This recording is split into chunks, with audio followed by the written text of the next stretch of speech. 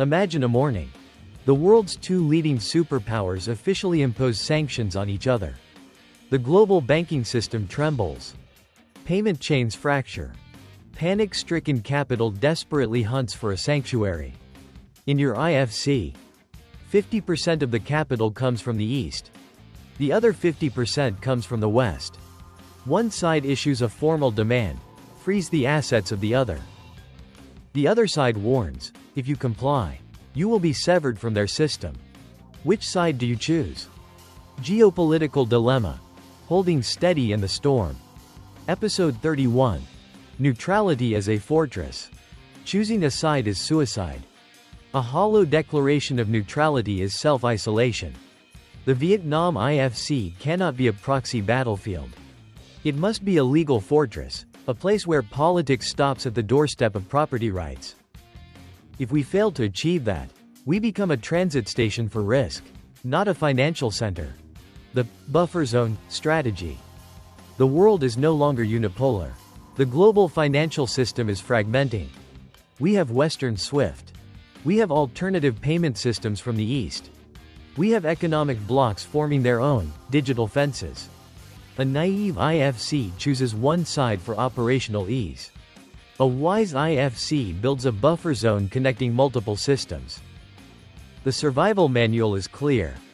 The Vietnam IFC must not bet on a single payment infrastructure. It must not depend on a single strategic source of capital. It must not allow an external administrative order to paralyze the entire system. Technical solution. Build a multi-rail payment gateway. Capital from any legitimate system can flow in and out, as long as it meets transparency and anti-money laundering (AML) standards. This is not geopolitical evasion. It is geopolitical risk management. The essence of a successful international financial center lies not in who your friends are. It lies in the fact that every side believes their assets will not be frozen arbitrarily. That trust is called political neutrality backed by legal certainty. The solution: IFC law as the final armor. Neutrality is not a slogan. It must be written into the clauses. The IFC charter must explicitly state, any external sanctions or asset freezing requests shall only take effect within the IFC after review by the IFC Financial Court. Based on international law, bilateral commitments, and the national interest of Vietnam. This clause creates 3 layers of protection. 1. Legal latency. Prevents panic reactions under immediate pressure. 2. Independent verification mechanism. Prevents the IFC from becoming a political tool. 3. Predictability. The quality global capital values most. Parallel to this, the IFC must invest in high-level FATF compliance systems, AI for real-time cash flow monitoring, transparency mechanisms to avoid accusations of being a sanction evasion haven. Neutrality does not mean tolerating risk. On the contrary, it demands higher control standards. Conclusion. When great elephants fight, the grass is often trampled. But if you are a legal monolith, the elephants will have to walk around you. The Vietnam IFC does not need to take a side. It needs to take the side of the law. Choose steadfastness, or prepare to be swept away. Cybersecurity, the battlefield without gunfire. Episode 32. Cybersecurity, the battlefield without gunfire. Imagine a morning. The trading screens at the IFC go black. The payment system stops responding. Wire transfers are frozen indefinitely. A message appears. All data has been encrypted. Pay within 48 hours. 1,000 investment funds. Hundreds of billions of dollars in assets. The transaction ledgers are locked. The hackers behind this aren't just a few individuals in a basement. They are state-sponsored. They have a budget, a strategy, and a political objective. Trust built over 10 years can evaporate in 10 minutes.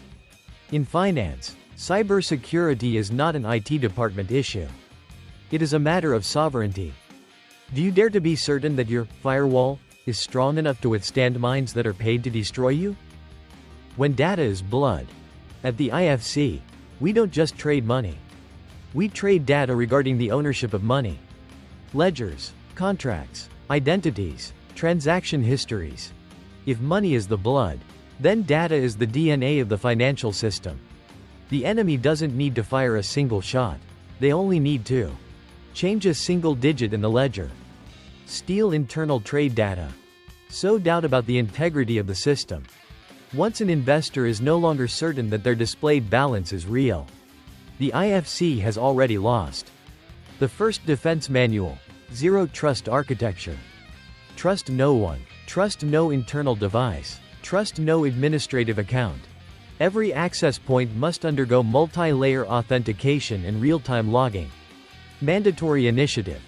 Establish a Financial Security Operations Center, F-Society, operating 24/7. This is not just a monitoring room, it is a command center. AI-driven anomaly behavior analysis. Supply chain attack detection. National-level threat tracking. Simultaneously, the lifeline data lines must be encrypted at the highest commercially deployable level. Moving toward post-quantum cryptography standards. Every staff member working in the IFC's technological core must undergo rigorous background checks, psychological evaluations, and strict authorization protocols. Here, a single wrong click is not just a personal error. It is a systemic risk. Data warfare drills. No system is safe just because it was well designed. Cybersecurity must be tested under real pressure. The execution playbook.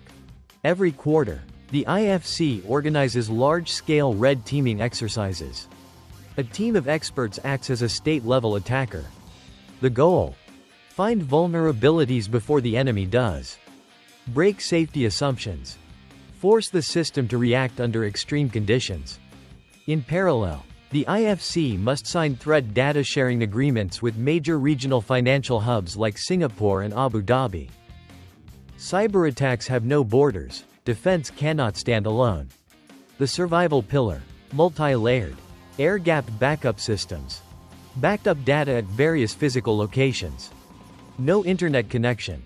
Periodic recovery procedures tested in reality.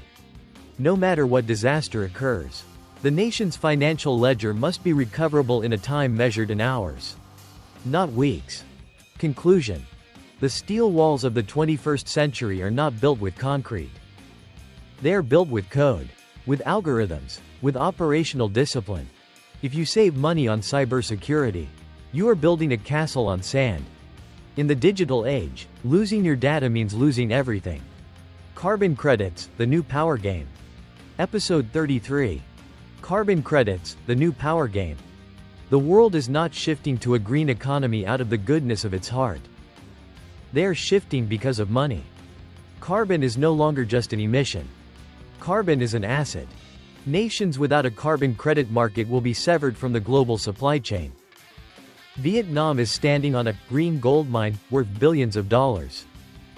But if that value is determined in London, Singapore, or New York, then we are merely selling our own resources at a discount. Do you want to sell raw materials? Or do you want to master the most powerful exchange in the region? The IFC Carbon Exchange. The new rule of the game is called green liquidity. The Ho Chi Minh City IFC must become the green finance hub of ASEAN. It shouldn't just be a financial center. It must be the place where the entire region's carbon is priced.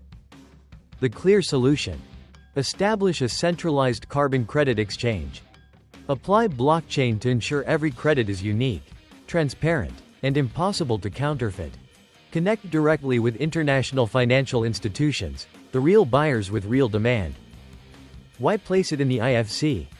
Because that's where the international cash flow is. That's where the investment funds, global banks, and liquidity reside. We don't just sell Vietnam's credits. We attract Laos, Cambodia, and the entire region's green assets onto our exchange.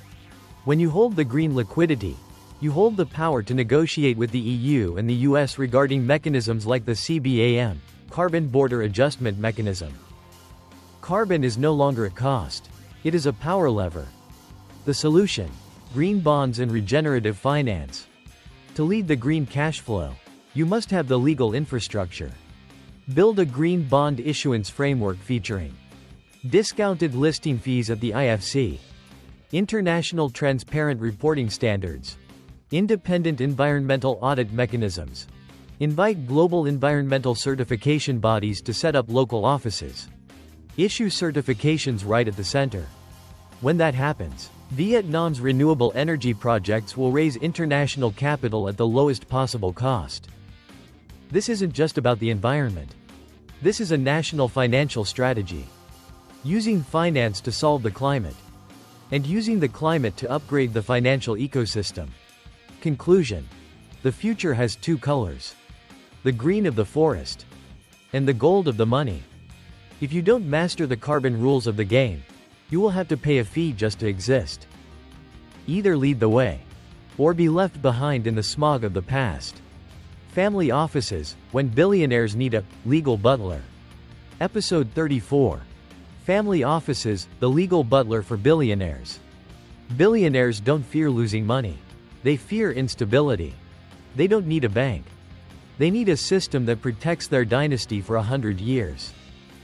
Currently, the capital of the wealthiest families in Vietnam and the region is flowing towards Singapore. They trust the safe over there more than the one at home. The question isn't whether we have the money. The question is, are we safe enough to keep their money? Do you dare to turn the IFC into the place where Asia's greatest dynasties place their absolute trust? Privacy is supreme. The biggest mistake many nations make, equating transparency with exposure. For the global elite, ultra-high net worth individuals, UHNWI, privacy is not a privilege. It is a survival condition. The IFC needs a dedicated legal framework for family offices. Virtual Family Office, VFO. Single Family Office, SFO. The core must be trust and foundation mechanisms that meet international standards. These models have been perfected for hundreds of years in Switzerland. Assets are completely segregated from the individual. This means civil disputes cannot touch the core assets. Political shifts do not shake the wealth structure. The third generation remains as protected as the founders. In the first 10 years, we don't need to tax them. What we need is their liquidity. When a family office establishes its headquarters, they bring billions in idle capital, a long-term investment vision, a global network. These are the investors every nation dreams of attracting. Bespoke services for the elite. Don't treat billionaires like retail customers. They don't need advertising gimmicks. They need absolute silence and flawless execution speed. The IFC must establish 1. A high-level, legal concierge. A single point of contact handling. O long-term residency, entry. O fund establishment. O trust structures. O luxury real estate ownership. O succession planning management. O no bureaucracy, no leaks, no delays. 2. Swiss standard training. Invite wealth management experts from Switzerland to train local personnel. A workday at a family office in the IFC must be O quiet, private, high class, absolutely confidential. When trust is established, 2 theme will not just be a financial hub. It will become the capital of prosperous dynasties. Conclusion. The money of the ultra-wealthy is very shy. But once it stays, it is fiercely loyal. If you give them safety, respect, privacy, a solid legal structure, they won't just send their money. They will send the future of their entire lineage. Become the most trusted key holder. Royal lifestyle, ecosystem, the strength of soft power. Episode 35. The imperial ecosystem. Do not think a financial expert only needs a 50-story glass tower. They need a life of equivalent stature. If their children lack world-class schooling, if their families cannot find sophisticated luxury, if the surrounding culture is nothing but concrete and LED lights, 2 theme will forever remain just a place for business trips. Do you want them to stay and call this home? Or do you just want them to take the money and leave? The gap between luxury and elite, a financial center, is not measured by the number of buildings. It is measured by The number of yachts anchored at the quay. The quality of the Friday night symphony. The caliber of conversations after 9 p.m. Look at Singapore. They didn't just build a financial hub. They built a living ecosystem. Take Marina Bay, where an expert can jog along the waterfront, end the workday with a Michelin-starred dinner, and meet partners in a discreet private members club. The IFC, International Financial Center, must masterplan culture and lifestyle districts. International art museums. World-class theaters and concert halls. Michelin-starred chefs. Global standard hospitals like Mayo Clinic or Cleveland Clinic. If you only build concrete and forget culture, the IFC will be a ghost town after 6 p.m. The solution: barrier-free living standards.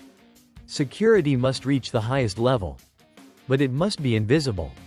No ostentatious barricades. No intrusive controls. Only the feeling of absolute safety. Smart city systems are not just for traffic management. They must personalize resident services, optimize the living experience, connect administration, finance, and entertainment into a seamless ecosystem.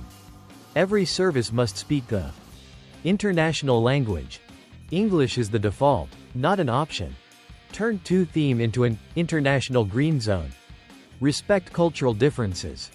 Prioritize sophistication. Remove invisible barriers for global talent. When a financier feels that life here is higher quality than in London, you have won. That is soft power.